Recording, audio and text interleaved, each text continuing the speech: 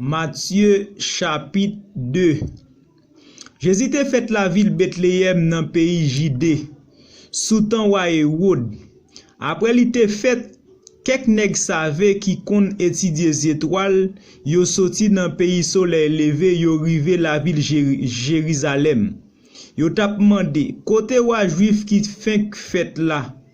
Nous les étoiles li paraît depuis dans pays nous vinn adorer li. Les rois Hérode prend nouvelle là, ça te bouleversé tête li.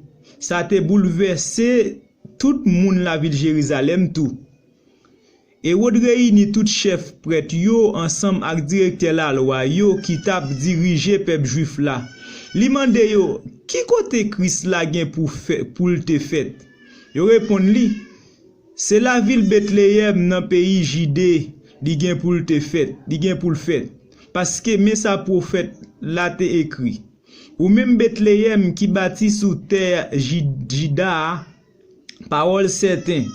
C'est pas où qui petit dans toute la ville pays Jida yo. Parce que gen yon chef qui gen pour sortir la caillou. C'est lui-même qui va conduire moun Israël yo, peuple moyen. C'est comme ça Hérode fait nèg save yo vinn joindre li en cachette, li mande yo qui est exactement étoile là te paraît.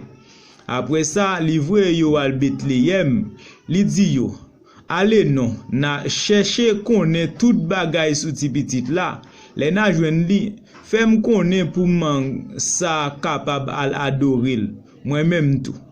Après wa te fin di yo ça, nèg save yo parti.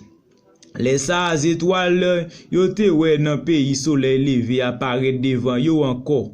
Li tap marcher devant yo. Étoiles la continue comme ça, jouk li rive sous tête kay côté ti petit la te ye ya. Et puis rete. Les yo te wè étoiles la, yo pat manqué content. Yo entre nan kay la, yo wè ti petit la ensemble ak Marie maman li. Yo mette à genoux devant li, yo adoril. Après ça, yo louvri sac yo ba li en pile cadeau. Te gen l'or, l'encens ak l'ami. Après ça, bon Dieu parle ak nèg save yo nan dormi. Li averti yo pour yo pas tourner bon côté Hérode encore. C'est comme ça messieurs yo fait yon lot route pour yo tourner dans pays yo. Les nèg save yo vinn aller, yon ange bon Dieu paraît devant Joseph nan dormi. Ange lan dit comme ça, levez non. Prends ti petit là ensemble avec maman, sauver aller dans pays l'Égypte. Ou arrêter là jouk les mardi ou pour tourner parce que Hérode pour aller chercher touyer ti petit là. Joseph levé dans mi-temps la nuit là, li prend ti petit là ensemble avec maman, li parti, li aller dans pays l'Égypte. Joseph était là jouk l'air Hérode mouri. C'est comme ça parole bon Dieu a te mette dans bouche prophète là te rive vrai. Li dit, moi rele petit moyen, moi fait le sorti quitter pays l'Égypte. Les Hérode ou nèg save yo te passé lan jouet, li fait yon gros collet. Li bay l'ordre touye tout si petit garçon qui te dans la ville Bethléem ak nan tout voisinage là.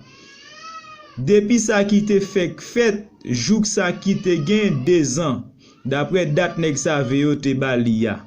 C'est comme ça parole prophète Jérémie te dit ya rive vrai. Yo tande yon rel dans la ville Rama. Yo tande crier à gros amoué. C'est Rachel qui a crié pour petite li yo. Li pa vle personne bali courage parce que petite li yo mouri. Après Hérode mouri, yon ange bon Dieu paraît devant Joseph. Nan dormi en temps nan pays l'Égypte là. Zange lan dit levez non. Prends ti petit là ensemble avec maman, tourner dans pays Israël là parce que moun qui te vle touye ti petit là, yo mouri. La même Joseph levé li prend ti petit là ensemble avec maman, li tourner dans pays Israël là. Mais les Joseph vinn connaît c'est Aké Laïs qui tape gouverner dans pays Judée. Judéa nan place Hérode, papal, Joseph te pe aller là. Bon Dieu parler avec encore nan dormi. Les ça li parti, li aller dans pays Galilée. Li vin rete nan yon ville yo rele Nazareth. C'est comme ça parole prophète yo te di arrive vrai. Ya relel moun Nazareth.